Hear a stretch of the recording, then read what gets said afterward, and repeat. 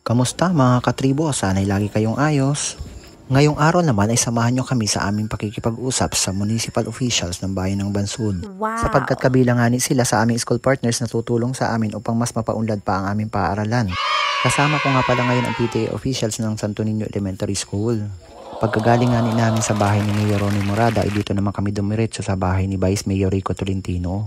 At syempre agad naman lumabas si Vice at kami ay inistima agad. Nakakatuwa nga ni at kami inasikaso ng todo. Wow! Katulad doon kay Mayor kami ay pinagkape ng kanilang gwardya at dito naman kami ay pinagbiryenda ni Vice. Ay abaw inatanong ako ng isa kong kasama dito kung may stream ads na daw ako ay sabi ko ay meron na at kaya nga ni ako nagpasalamat sa inyo mga kaibigan, mga katribo sa inyong panunood lagi ng aking video sapagkat dahil sa inyo hindi naman ako magkakaroon ng stream ads. Ito na nga ni at pinakain kami ng dates ay abaw sana ay lahat na may dates ng Valentine's Day. Ay siya, kung tatanungin naman ninyo kami kung ano baga ang lakad namin din kay Vice Mayor ay siyempre inaimbita namin sa aming gaganaping Valentine's Party. Wow! Nagaganapin nga doon sa basketball court ng Sitio Santo Niño. Nandito po tayo kay Vice pa si Vice Mayor Rico Tolentino. At yun na nga ni mga katribo, pagkatapos namin makipagpulong kay Vice Mayor ay pumunta naman kami kay Konsehal Obet Sigi. Ganon din ang aming lakad, siyempre inimbita namin sila sa Valentine's Party sa Sitio Santo Niño. Wow. At yun nga ni, nangako siya na siya daw ay darating sa aming party. At ito na nga ni, sunod namin pinuntahan ay isa pang konsehal na si Konsehal Romel Hernandez. Kaso lamang wala siya dito sa kanilang bahay kaya kami ay umalis din agad. Kaya nagdesisyon kami na balikan na lamang siya sa ibang araw. At ito na nga ni mga katribo, ang sunod naming inabala naman ay si Konsehal Jocelyn Rubia. Konsehal naman siya sa Barangay Salcedo, kaso lang hindi daw siya makakarating dahil siya may pupuntang Reminal sa Maynila. Kasi may travel siya papunta sa Maynila. Alam niyo mga katribo, napakabait din itong konsehal na ito. Lagi ito nasa school namin kapag kami may okasyon dahil nga siya ang in charge dati sa Committee on Education. At sunod na nga namin pinuntahan ay mga bahay-bahay dito sa Sitio Santo Niño. Natuwa nga ni ako dito sa pintuan at merong isda, pato at saka baboy. Pati man din itong aquarium ay akin na rin binidyo at ako natuwa sa mga isda. Siya nga pala mga katribo, halos lahat ng bahay dito sa sitio ay aming inimbita. Nakakatuwa nga ni at halos lahat sila ay talaga namang pupunta daw sa Valentine's Party. Nakakatuwa naman itong manok na ito, parang ang sarap ipansabong. Abaw, charaw. Abaw, itay ka muna, baka ako'y makagat pa ng aso kabablog dito.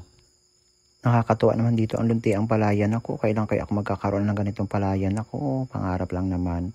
Ay siya nga pala, nakakita na rin ako ng alatiris. Naalala ko pa na maliliit kami. Ako'y mahilig umakyat ng alatiris. Naku, dahil kami nga naigutom na kami makain muna ni Dini sa bahay ng Tresurera. Ay paano, kain muna tayo mga katribo. Ay siya, bahala kayo magsikain dyan. Basta ako mag-vlog din. Paano ang vlog ko kung kayo ay pag-asabayan kong kumain. Wala mo nang ka-price ngayon ha? Mual ni She. Ano ba? Ano sir? Kasama ko hindi. Ay siya ka. Kaya tayo. Hindi ko grabe maasin. Aroy, tinito mga kapatid ang aking mga kasama at nagpapaulan sa sahig. Talaga naman gutom na kami lahat din. Ala, sige, mual. At irang disgrade ko, may pagtago pa kali ata hindi ko makikita. Huli ka nilang ko. Sabi ka ba? Hindi pa nakatingin. Huli mga kasama. Ay, naku, nabusog din. Salamat sa pagkain ni Tresurera. At ngayon dito naman tayo sa isang bahay na mayroong alagang aso. Nakakatuwa. Ang cute-cute pa na yung harikman din sa aking mga katribo. Akala siguro ako ang tatay niya.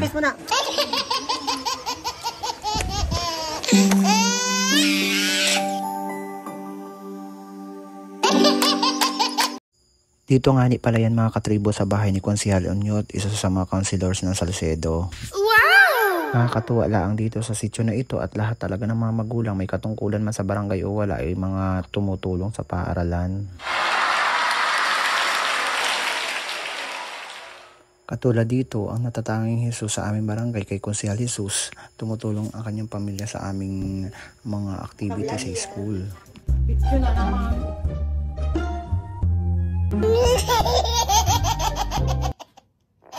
Flex ko lang itong magandang halaman ni Konsehala. Baling manghingi ay alagay ko sa school. Charot.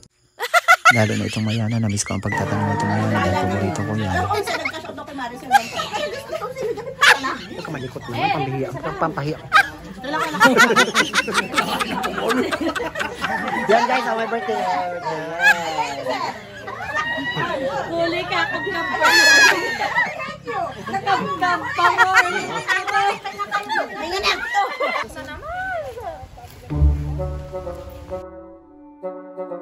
Ay naku mga katribo, kapag ito talaga mga taga-sitio Santo Niño na ito mga kasama mo ay talaga namang ikaw ay parang walang problema sa buhay. Lagi na lang masaya araw-araw. Kahit man din sa palayan ay suot at kasulok-sulukan at para lang maimbita namin sa aming Valentine's party ang mga taga-sitio Santo Niño.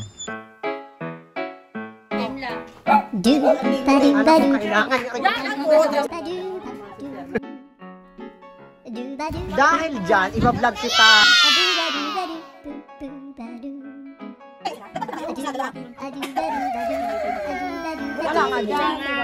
Ay, nasa baba sinse.